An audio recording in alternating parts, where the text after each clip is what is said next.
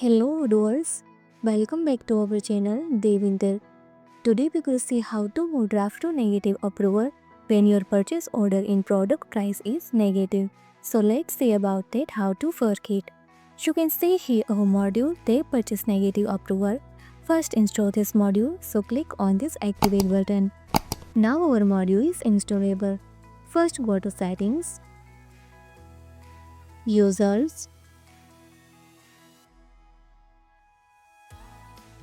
and allow these options for display negative approval, purchase order negative approval, allow draw, let's save. Now go to in purchase and see here is also options negative PO approval.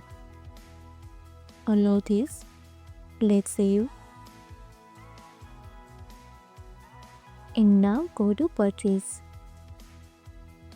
Create new.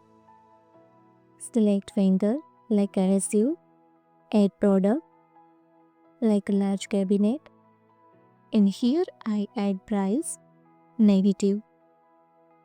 It means minus 800. Let's save. Now click on this confirm order button. So you can easily see here more draft to negative approval because my unit price is negative.